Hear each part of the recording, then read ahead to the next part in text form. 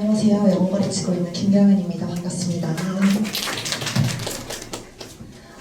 지금 저희가 이제 예비 고등학생, 아직 이제 중학생인 친구들을 대상으로 저희 오늘 영어 영역 어떻게 교육 과정이 변화하고 있는지, 그리고 어떤 준비를 해야 되는지 오늘 설명회를 통해서 설명드리도록 할게요. 첫 번째 페이지 이제 제 인트로인데요. 그냥 봐주시면 될 것 같아요. 제가 이제 응원여고를 졸업한 저도 대치 키드 중에 한 명입니다. 그래서 제가 대치동에 지금 거의 한 20년 정도 가까이 이렇게 지금 학생들과 또 함께 하면서 제가 이제 수업을 듣기도 하면서 그렇게 이제 살고 있고요. 자, 첫 번째로 제가 소개드릴 내용은요, 2028 교육과정 개편안입니다. 사실 크게 보시게 되면 수학이나 국어 또는 사탐 아니면 거탐에 비해서 영어는 굉장히 변동의 폭이 적은 편이에요. 그래서 보시게 되면 지금 수능이랑 내신 이렇게 두 가지로 나눠서 설명드릴 수가 있는데, 영어는 원래 기존의 절대평가제 그대로 이제 수능까지 진행이 될 거고요. 내신에서 이제 차이가 생기게 돼요. 현재에는 내신이 이제 9등급 상대평가제인데, 지금 이 상대평가제를 함으로써 이제 여기 특히나 아니면 이제 강남 8학군에 있는 학교들 같은 경우는 내신 따기 굉장히 어려운 편이에요. 실제로 제가 가르치고 있는 정신여고 같은 경우는 2023년 첫 번째 1학기 중간고사 1등 컷이 100점이었거든요. 그렇게 돼버리고 나면 아이들이 이제 만점을 받지 않으면 일단 2등급부터 시작해야 되는 그런 사태가 발생하기 때문에, 이러한 이제 상대평가제가 너무 과도한 경쟁을 부추기는 것 같다라는 이제 교육부의 지침에 따라서 5등급 그리고 절대평가와 상대평가를 병행하는 그런 이제 교육과정으로 변화하게 될 것 같습니다. 그리고 이제 거기에 추가로 더불어서 선원 수량에 대한 평가가 지금 기존의 20%에서 30% 정도 출제가 되고 있었는데, 그게 이제 최대 100%까지도 확장할 수 있다. 그건 이제 학교의 재량에 맡기겠다라는 지금 1차적인 지침이 발표가 됐고요. 그랬을 때 이제 사실 1등급 비율이 10%까지 늘어나게 돼요.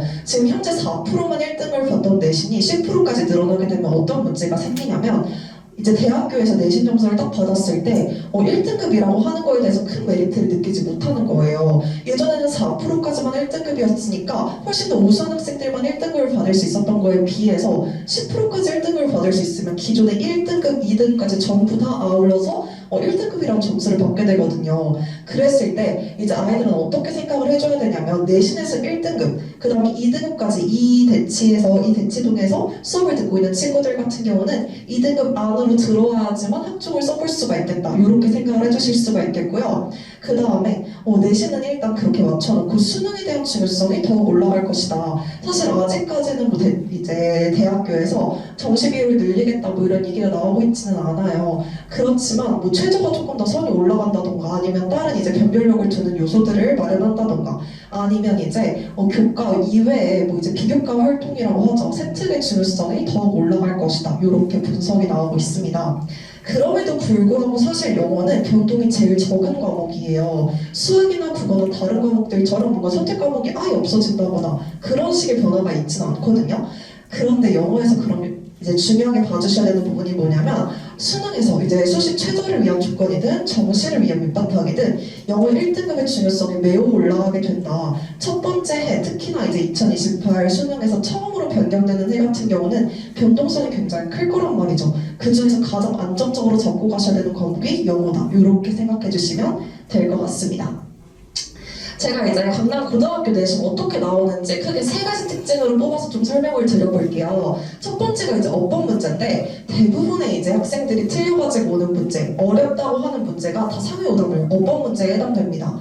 중학교 때와 어법 문제가 어떻게 다르냐면요, 어머님들. 중학교 때는 어법 문제가 예를 들어 투부정사의 밑줄을 그어놓고 얘랑 용법이 같은 것을 고르시오, 이런 식으로 문제가 나와요. 근데 이제 고등학교 올라가게 되면 어법 문제가 이렇게 전체 지문에 거의 다 밑줄을 그어놓고 여기서 틀린 걸 3개 쓰시오, 이런 식으로 문제가 나오게 됩니다. 그러다 보니까 특히나 이제 제가 경기고 예시를 가지고 왔는데, 경기고 같이 남학생들이 이제 있는 학교들 같은 경우는 정말 싫어하는 문제예요. 이런 부분에 대한 대비가 중학교 때 미리 이루어지지 않으면 아이들 7주 동안 내신 기간 안에 절대 이 문제 마스터 못합니다. 그래서 중학교 때 이제 굉장히 꼭 잡고 와주셔야 되는 과목이 어법에서도 내신에서 어떤 식으로 어법이 출제되는지 고등학교식의 어법 공부를 반드시 해가지고 오셔야 한다. 그래서 이제 경기고등학교 이런 식으로 문제가 나오게 되고요. 응용용어 같은 경우 서술형으로도 어법 문제를 이런 식으로 내요. 어법에 맞는 표현으로 바꿔 쓰고 틀린 이유까지 설명을 하시오라고 되는데 이 틀린 이유에서 굉장히 이제 문법적인 용어를 잘 활용해서 정확하게 해석하고 분석까지 해야지만 점수를 다 가져갈 수 있는 이런 패턴으로 문제를 출제하게 됩니다. 어휘 같은 경우도 고등학교 때 어휘는 조금 더 수준이 당연히 올라가겠죠. 이제 어휘를 이 근처의 학교에서 정신여고보다는 경기고가 조금 어렵게 되는 편인데 정신여고가 이제 혹시 정신여고를 희망하시는 분이 있으시다면 정신여고도 굉장히 어휘 공부를 열심히 해야 되는 학교예요. 어휘 부교재를 이제 선정하고 있는 학교이기도 하고 굉장히 다양한 유형의 어휘 문제들을 냅니다. 영영풀이라던가 다이어라던가 유희어라던가 파징어 등 굉장히 좀 여러 가지 형태를 내는 편이고 또 하나의 학교가 이제 경기고등학교인데 경기고 같은 경우는 이제 혼동어휘, empathize랑 emphasize 발음도 똑같은 이 두 개의 단어 중에 맞는 표현을 고르시오. 그 다음에 스펠링 하나 차이로 이제 문맥에 적절하지 않은 낱말이 쓰인 이런 형태의 문제들이 출제가 되게 됩니다. 자, 그 다음에 이제 독해인데요. 아마 중학교 때 이제 A 받으셨던 어머님들이 다들 공통적으로 하시는 게 우리 아이는 중학교 때 열심히 본문만 외웠는데 A 충분히 나왔더라. A 받기가 어렵지 않았다. 이렇게 말씀을 하시는데요. 제가 고등학교 친구들은 항상 강조하는 게 중학교 때처럼 본문 다 외우면 절대 안 된다고 이야기를 해요. 일단은 외울 수 있는 양이 아니고요, 어머님들. 가끔 이제 저도 여고를 나왔지만 여고 다니는 친구들은 주변의 친구들이 다 본문을 외우니까 본인도 본문을 외우고 있어요. 근데 이제 교과서 2과 분량에다가 부교재 지문이 한 50지문씩 들어가게 됩니다. 부교재 한 지문당 단어 수가 100단어에서 150단어 내외고요. 그걸 일단 물리적으로 다 외워서 들어간다는 것 자체부터가 좀 말이 안 되는 일일 뿐더러 진선여고나 이제 기타 다른 여고들 같은 경우는 선생님들이 그걸 너무 잘 알아요. 그래서 어떤 식으로 문제를 내냐면 제가 여기다가 이제 원문을 써놓고 그다음 변형된 패턴을 적어놨는데요. 원문을 보시게 되면 이제 얼음으로 변화할 때 이제 물에 양이 늘어난다라고 이야기가 나와 있어요. 고체가 되면 이제 물이 주체가 됐을 때 water이라는 주어를 써서 as라고 하는 동사 자리가 들어갔던 부분을 c로 뚫어놓은 거예요. 그럼 사실 add랑 똑같은 말이지 increase가 돼야 맞거든요. 근데 이제 선생님이 어떻게 변형을 하셨냐면 주어가 water가 아니라 the volume 부피가 된 거예요. 그렇게 되면 decrease가 되어 맞습니다. 그러니까 지금 두 개가 주어가 달라지게 되는데 단어만 딱 하나 외워가지고 똑같은 단어 뜻 고르게 되면 틀리는 문제였다는 거예요. 지선여고나 이제 다른 여고들 같은 경우는 이런 식으로 함정을 객관식에서 파놓게 됩니다. 그래서 오히려 외우는 게 독이 될 수 있고요. 특히나 이제 이런 부분들 중에서 봐줘야 되는 패턴이 될 거고요. 자, 경기고 같은 경우도 마찬가지예요.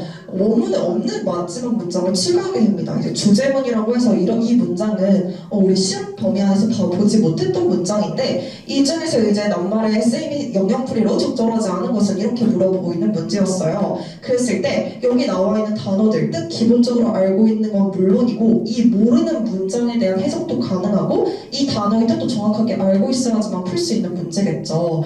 이런 식으로 독해 같은 경우는 절대 시험 범위 안에서만 국한해서 내지 않습니다. 심할 경우에는 50%에서 70% 지문을 바꾸는 경우도 있어요. 그렇기 때문에 미리 이제 독해에 대한 기본적인 학습이 이루어지지 않으면 내신 기간 안에 소화가 좀 불가능하다 이렇게 봐주실 수가 있겠고요. 세 번째로 이제 서술형인데 얘가 가장 중요해요, 어머님들. 저희 이제 앞에서 어법, 어휘, 독해 이렇게 보여드렸지만 사실 1등급에서 3등급 선 친구들은 객관식을 거의 다 맞습니다. 한 문제 정도 빼놓고는 거의 다 맞는 편이에요. 그랬을 때 결국에 뭐가 중요하게 되냐면 서술형에서 부분 점수를 얼마큼 안 깎이고 정확하게 가져가느냐 이게 되게 중요하거든요. 이제 음악여고랑 제가 정신여고과를 가지고 왔는데 이제 중학교 때에 비해서 조건의 수가 굉장히 늘어나는 편이에요. 이제 한두 개의 조건이 아니라 한 3개에서 4개까지 이제 심을 경우에 5개까지 늘어나게 되는 그런 조건수를 시험 시간 안에 저걸 다 알고 완벽하게 이제 맞춰내기가 생각보다 굉장히 어렵겠죠. 그래서 저기에서 조건이 하나만 맞지 않아도 점수를 아예 안 주시는 학교도 있어요. 예를 들어 정신여고 같은 경우는 조건을 이렇게 줬는데 조건에 하나라도 부합하지 않는다 그럼 점수를 아예 다 날립니다. 그렇게 돼버리고 나면 이제 서술형 한 문제당 점수가 최소한 4점 정도 되는데 굉장히 이제 중요한 부분이 되겠고요. 두 번째로 이제 정신여고 중간고사를 하나 가지고 왔는데 이 같은 경우는 이제 총 3가지 패턴을 정확하게 이제 변형을 시켜야지만 점수를 받을 수 있는 문제였어요. 이런 이제 서술형 문제가 아이들의 등급에 있어서 가장 중요한 부분이다라고 봐주실 수가 있겠습니다. 자, 지금까지 제가 내신에 대한 이야기를 드렸고요. 수능에 대한 이야기. 올해 방금 이제 얼마 되지 않은 따끈따끈한 수능까지 제가 분석자를 좀 가지고 와봤어요. 보고 계시는 자료가 이제 흑백 자료이기 때문에 제가 이렇게 빨간 색깔로 표시한 글씨들이 아마 안 보이실 거예요. PPT 화면 봐주시면서 같이 참고해 주시면 될 것 같은데요. 2018년도, 그러니까 절대평가가 시행된 이후로 올해 수능까지 1등급 비율을 나타내고 있는 표예요. 아마 많이들 들어보셨을 텐데 영어 1등급은 90점만 넣으면 1등급 받을 수 있는 절대평가로 이루어지고 있죠. 제가요, 어머님들 이제 2016학년도 수능을 봤어요. 이제 절대평가 되기 바로 직전에 수능을 봤는데 저 때 이제 1등급 컷이 수능 1등급 컷이 이제 94점이었거든요. 그 이후로 이제 90점으로 내려가니까 친구들이 생각했을 때는 굉장히 꿀이다. 지금 2등급 정도 받고 있는 친구들까지 1등급 받을 수 있으니까 굉장히 꿀이겠다라고 생각했는데 막상 뚜껑을 열어보니까 그렇지가 않았단 말이죠. 2018년도엔 이제 수능이 좀 쉽게 나온 편이었고 2019학년도 그 다음에 2022학년도 그리고 올해 수능까지 이제 1등급 비율을 보시면 5.3, 6.25 올해도 5%를 넘기지 않을 것 같다는 예측이 지배적이에요. 그랬을 때 저희 지금 1등급 다른 3등 평가하는 과목들이 4%까지가 1등급이죠. 사실 5%대면 큰 차이가 없다고 보셔도 무방해요.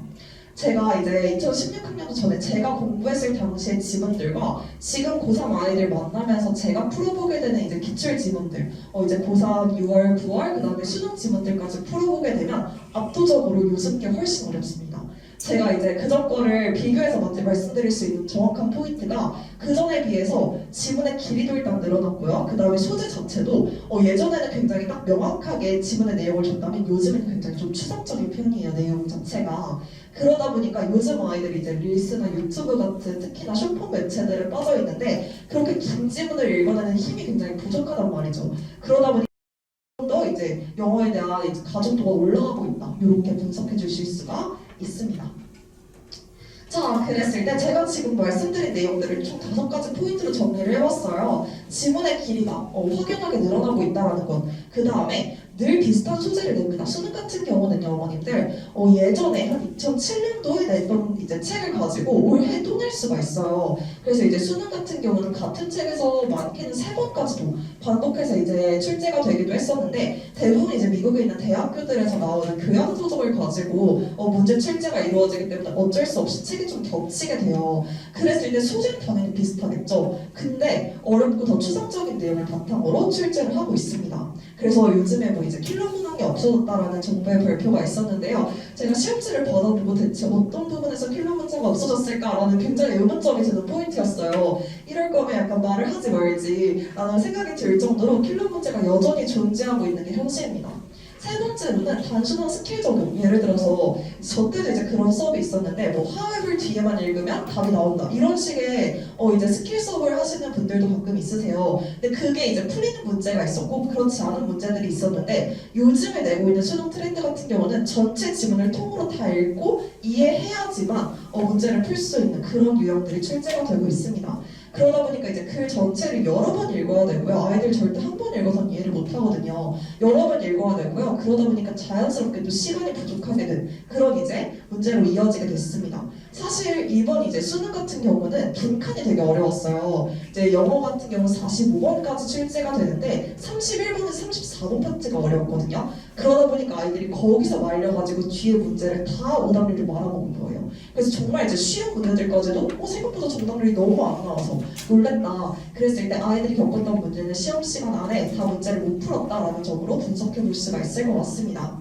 자, 그 다음 네 번째로는 이제 어휘력과 문해력, 독해력이 종합적으로 작용하는 게 바로 이 수능 영어라고 봐주실 수가 있겠고요. 마지막에 제가 가장 중요하게 강조하고 싶은 부분이에요. 시험의 제도가 절대평가인 것이지 시험 자체의 난이도가 낮아지지는 않았다라는 점을 주목해서 말씀드리고 싶어요. 그래서 상대평가와 비슷하거나 더 어렵다라는 점에 방점을 찍을 수가 있겠고요. 사실 이제 아이들이 절대평가가 된 이후로 저한테 제일 많이 하는 질문이 선생님 저는 그냥 효율적으로 빠르게 1등급 받고 싶은데 어떻게 하면 90점만 넘길 수 있을까요? 이 질문 정말 많이 받거든요. 90점만 넘을 수 있는 건 결과치예요. 그러니까 본인이 공부를 90점만큼만 공부해서 90점이 나오는 게 아니라 본인이 100점만큼 공부해도 90점이 나올 수도 있는 거고 89점이 나올 수도 있는 거고 만점이 나올 수도 있는 거죠. 결과적으로 이 시험의 제도는 결과치를 두고 얘기를 해야 되는 부분이지 본인 학생 양의 변화가 있어서는 안 된다라는 점을 기억해 주시면 될 것 같습니다. 자, 그랬을 때 제가 총 4가지를 중학교 교육방학 때 꼭 준비하셨으면 좋겠다 이렇게 정리를 해놨어요. 사실은 이제 독해, 어법, 어휘, 그 다음에 체화의 과정까지 이렇게 4가지인데요. 요즘에 이제 영어의 중요성이 좀 떨어지고 있다고 해서 영어 수업이 점점 뭐 주 2회라던가 주 1회 이런 식으로 좀 축소되고 있는 분위기잖아요. 그래도 일단 기본적으로 중학교 때 이 정도는 완성해두고 와야 된다. 첫 번째로는 수능 1등급을 위해서 기본적인 독해 능력을 갖추고 와야 합니다.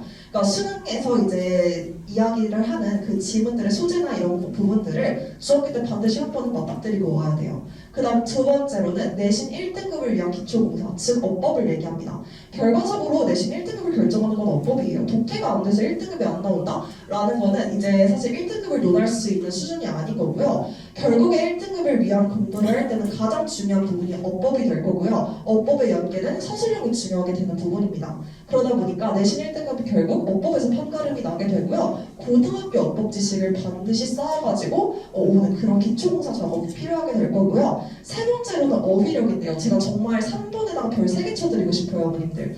왜 그러냐면요. 고등학교 3학년 친구들 수능 100일 남고 50일 남은 그 상황에도 단어 외우고 있어요. 왜냐하면 영어는 어차피 단어를 모르면 해석이 전혀 안 되잖아요. 그러다 보니까 고등학교 3학년 그 시간이 없는 와중에도 아이들이 단어를 외우고 있단 말이죠. 마지막까지도 단어의 중요성을 빼놓을 수가 없는데 거기에 대한 부담감을 중학교 때 조금만 덜고 와도 훨씬 더 수월하다. 그래서 다른 건 다 필요 없고 하나만 한다 그러면 전 무조건 어휘 외우라고 추천해드리고 싶어요.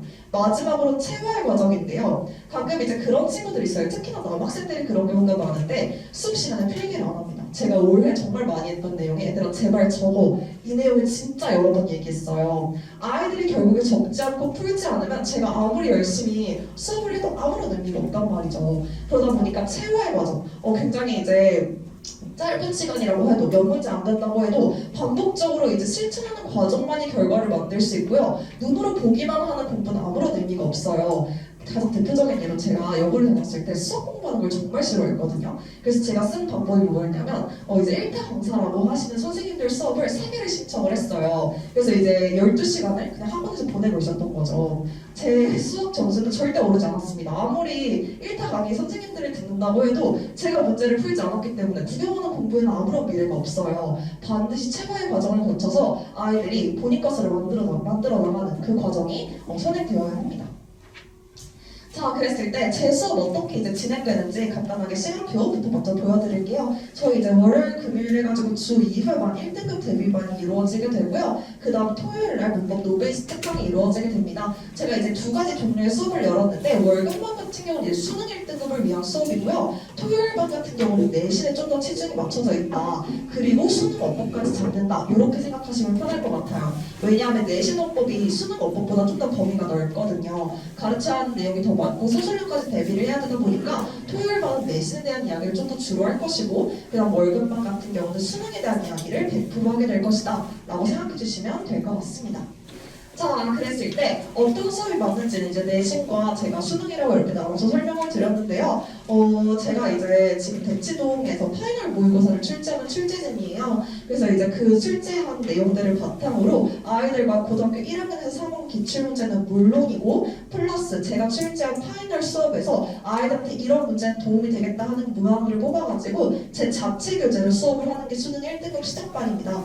그래서 이제 평가원에서 글읽기 방법에 대해 굉장히 정확하게 지침을 준 게 있어요. 그래서 논리적인 글읽기를 지향하고 있는 이 수능에서 어떻게 그거를 읽어내야 하는지 그 다음에 그걸 어떻게 본인 걸로 만드는지 저는 그 글읽기 방법과 아이들과 체화하는 연습을 하게 되는 게 1등급 시작반이 될 거고요. 두 번째로 제가 이제 문법 노베이스 특강이라고 일부러 노베이스라는 말을 붙였어요. 제가 이제 저도 문법 규칙 외우는 걸 정말 싫어하는 학생 중에 한 명이었는데 그러다 보니까 선생님이 그냥 대놓고 이 많은 양을 외워오라고 하면 굉장히 좀 싫었거든요. 그래서 아이들에게는 최대한 논리로 설명하는 그런 문법 특강을 만들 예정이고 감으로 어법을 푸는 학생들이라던가 아니면 이제 고등학교 올라오기 전에 전체 어법 범위를 한번 정리해야겠다라고 하는 친구들 같은 경우는 주 1회 수업이기 때문에 조금 더 부담이 덜한 편이에요. 그래서 이 수업을 들으시면 될 것 같습니다. 각각의 수업에 대해서 제가 이제 설명의 영상을 20분씩 찍어놓은 것들이 있어요. 설명의 영상은 세정학원 홈페이지에서 참고해 주시면 될 것 같습니다.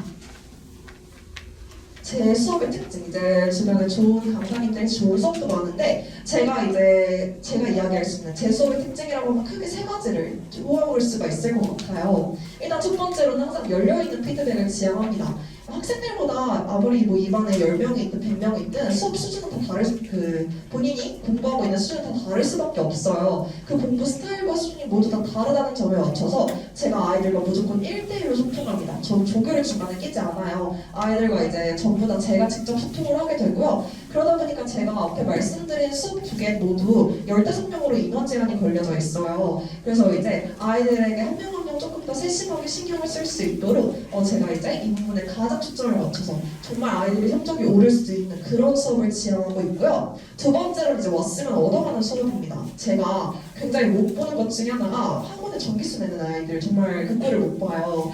저는 너무 돈이 아깝다고 생각하거든요. 전체 수업 시간만 24시간이고요. 아이들 중학교 때 이 귀한 시간에 그냥 와서 제가 떠주는 거 구경만 하다 가면 아무런 의미가 없다는 걸 제가 누구보다 잘 압니다. 그래서 아이들이 반드시 제가 원하는 만큼 얻어갈 수 있도록 수업하고요. 수업 시간 안에 커버 안 되는 부분들 전부 다 클리닉으로 메울 예정입니다. 그래서 이 수업 요일 이외에 하루를 정해서 클리닉을 하는데요. 뭐 하루가 될 수도 있고 이틀이 될 수도 있어요. 그 클리닉에 할 수 있는 제한이 없고 그 클리닉 전부 다 제가 혼자 진행합니다. 그래서 아이들에게 필요한 부분들 메꿔주는 이제 클리닉과 수업이 될 거고요. 마지막으로 이제 스킬을 줬던 방식이라고 해서 저는 문제풀이 스킬을 우선적으로 가르치지 않습니다. 그 부분은 고3 때 가서 해도 늦지 않고요. 고등학교 1학년 들어가기 전에 아이들이 준비해야 할 부분은 정확한 학습입니다. 어떤 이제 어법적인 용어들, 그 다음에 독해하는 방법들 이런 부분들 이제 정형화된 틀에서 먼저 공부를 해야지만 그 스킬도 결국에 빛을 발할 수가 있거든요. 총 3가지 패턴의 제 수업 특징 정리해 주시면 될 것 같고요. 마지막으로 제 수강기 이번 2학기 때 받았던 수강기를 몇 가지 좀 가지고 와봤어요. 제가 이제 아이들과 좀 1대1로 소통하는 걸 좋아하는 편이다 보니까 아이들이 뭔가 이제 자료에 들거나 아니면 이제 수업을 잘 받거나 그렇게 하면 이제 전부 다 피드백이 오는 편인데 제가 이제 하나 자랑할 수 있는 거는 수강기가 좀 많이 좋은 편입니다. 그래서 아이들이 제 수업은 특히나 이제 내신 수업 같은 경우도 그랬는데 굉장히 이제 여러 번 찾아주고 그 다음에 이런 식으로 피드백도 남겨주는 그런 수업이다라는 점을 말씀드릴 수가 있을 것 같고요. 자, 그 다음에 제가 이제 실시간 피드백과 클리닉 맞춤 수업이라고 적어놨는데요.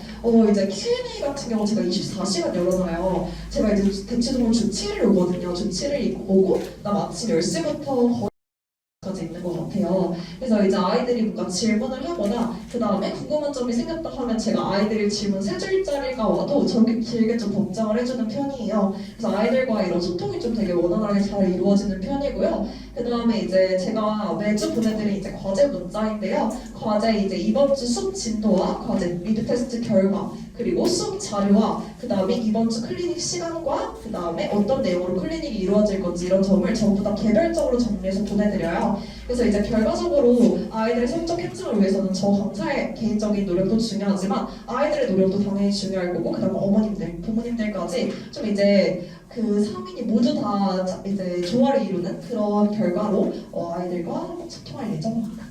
여기까지가 제가 수업 준비한 내용이 되겠고요. 더 궁금하신 내용들은 사실 제 개인 핸드폰 번호를 여기다가는 안 적어놨어요. 아마 대치세종학원 그 설명회를 보시게 되면 제가 개인 그 핸드폰 번호를 적어놓으시면 아마 보일 겁니다. 그래서 그걸로 연락 주시면 될 것 같습니다. 여기까지 제 설명을 마치도록 할게요. 감사합니다.